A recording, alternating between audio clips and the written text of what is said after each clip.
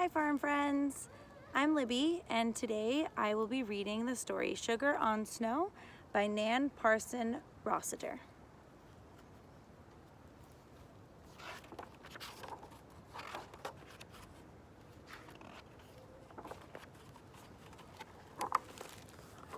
Seth and Ethan raced back to the house after finishing their chores. The March evening was chilly, but the wind didn't have the icy sting of winter. For the first time that year, it carried just a hint of spring. Seth reached the door first and burst into the kitchen, his younger brother right behind him. "Mom," yelled Seth, "the sap's really running. Tomorrow's the day." "Do you think so too, Mom?" asked Ethan. "Will we make syrup tomorrow?" "Looks like we might," Mom answered as she set the table for dinner. "The buckets were pretty full when your dad and I did a gathering run this morning. If the weather holds, we'll do another one tomorrow and start boiling."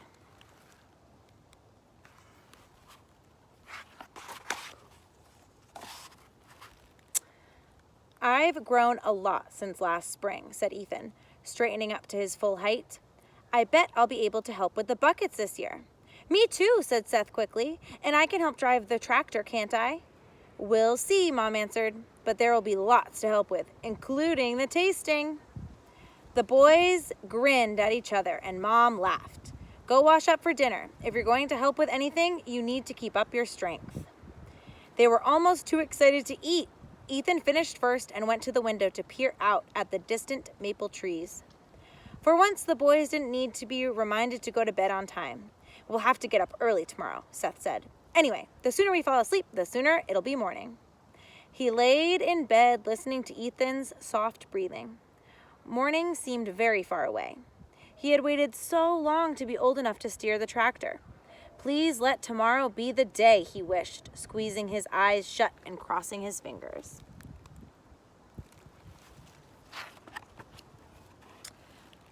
The dawn sky was just beginning to brighten when Seth heard tapping at the bedroom door.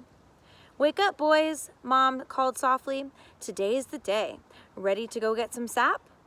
"Ethan, get up," Seth whispered excitedly. He climbed down from the top bunk and threw a pillow at his brother, who was still sleepily rubbing his eyes. "Hurry up, we're starting sugaring off today."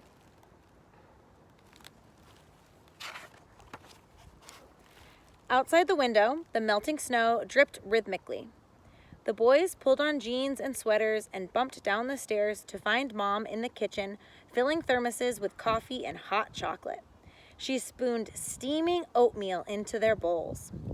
"Where's Dad?" Seth asked. "He's getting the tractor ready." "Let's go," said Ethan. He and Seth headed toward the mudroom door. "Whoa, food first," reminded Mom. "There'll be plenty of work waiting for us after breakfast." The boys ate so fast they barely tasted the food. As soon as they were done, they bolted for their jackets and boots and ran outside.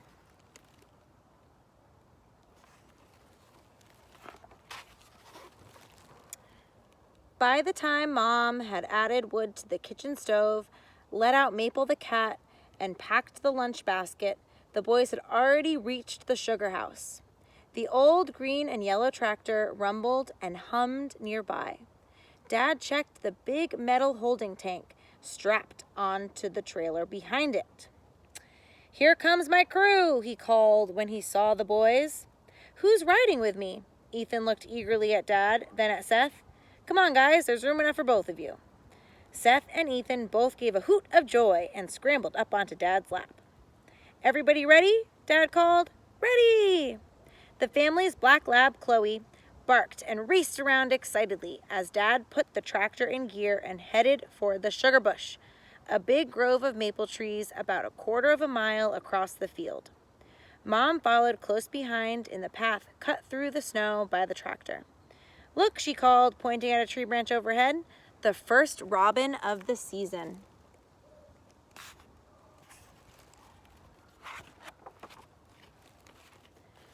When they reached the road that ran through the sugar bush, Dad slowed the tractor to a crawl and lifted Ethan down.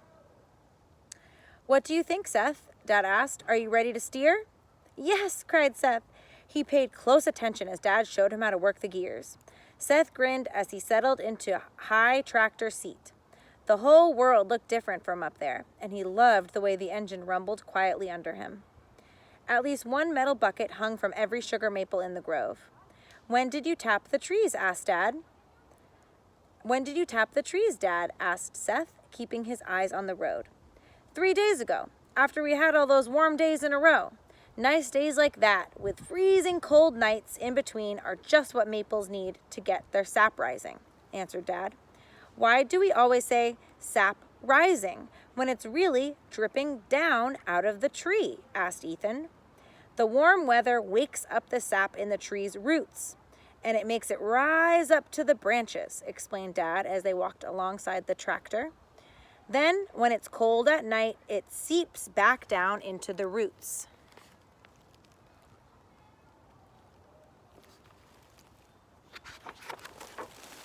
"This bucket's full," called Mom. "Here it comes." Mom poured the contents into the holding tank.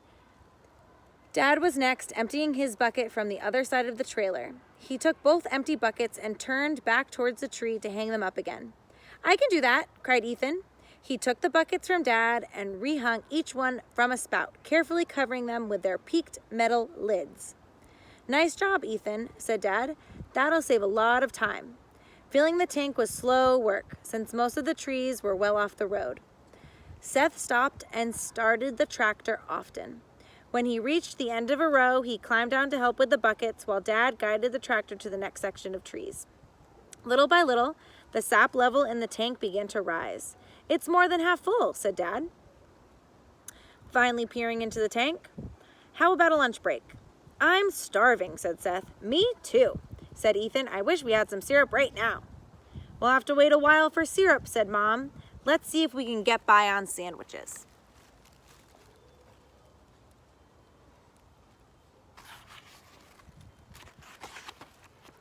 The sandwiches and hot chocolate were gone in a flash. "Another 5 minutes," said Dad, "and it's back to work."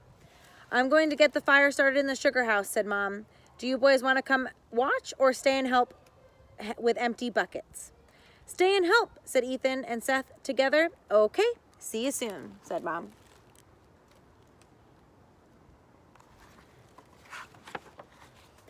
Seth turned off the tractor and climbed down beside the trailer. The snow crunched under his feet. "I can bring the buckets over," he suggested, "especially the ones that aren't so full." "Let me empty them," called Ethan. "We'll give it a try," said Dad. Seth chose a bucket and handed it up to his brother. Ethan slowly tipped the bucket, pouring the sap into the tank. "And I can hang it back up," said Seth, taking the empty bucket from Ethan. "You're quite a team," said Dad. "We'll have a full tank of sap ready to boil before you know it."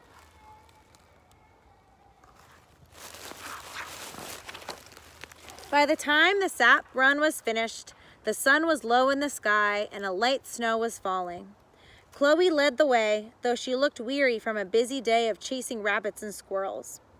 "I know how she feels," said Seth as the tractor chugged towards home. He knew that someday he would be the one to steer the tractor to and from the sugar bush, but tonight he was perfectly happy to leave the driving to Dad.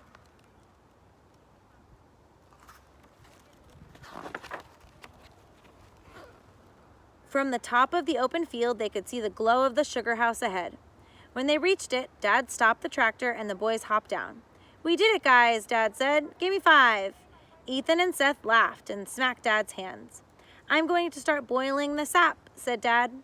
"Why don't you two go inside and help your mother with supper?" This time, Ethan and Seth made no move to follow him.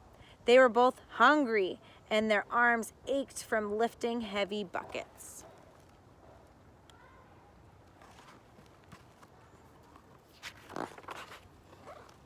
The soup and grilled cheese sandwiches were delicious.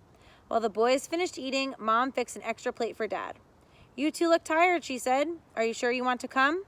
"Of course we want to," said Seth. "Yeah, the sugar house is the best part," said Ethan.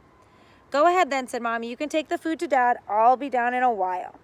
The boys pulled on their jackets and stepped outside into the snowy night. Huge billows of steam rose from the sugar house, filling the air with thick, sweet smell of maple mixed with wood smoke.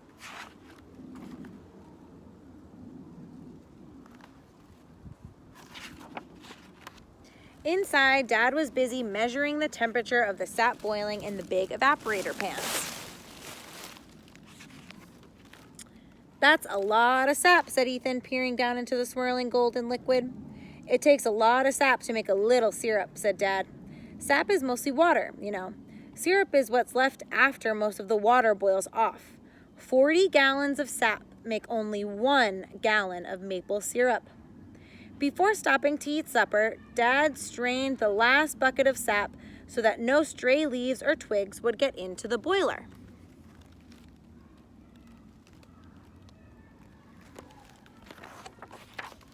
Ethan and Seth took turns skimming the foam off of the syrup until Mom opened the door, letting in a little gust of snow. She had a thermos of coffee tucked under her arm since she and Dad would be up most of the night tending the syrup. She also had a plate of donuts, a jar of pickles, and 2 empty bowls. Seth stood up. He knew what the bowls were for. Is it time yet, Dad? I think it's just about ready, Dad answered. Go ahead. Come on, Ethan, said Seth. The boys ran outside and packed the bowls full of snow. They dashed back in the sugar shack and handed the bowls to Dad. Thanks for your help today, guys, he said, smiling. You've certainly earned this, he added as he took a long spoon and drizzled the syrup over the mounds of snow. The hot syrup was golden and clear, and it turned gooey as it hit the cold snow. Seth and Ethan scooped big bites into their mouths. All the sweetness of the day melted onto their tongues.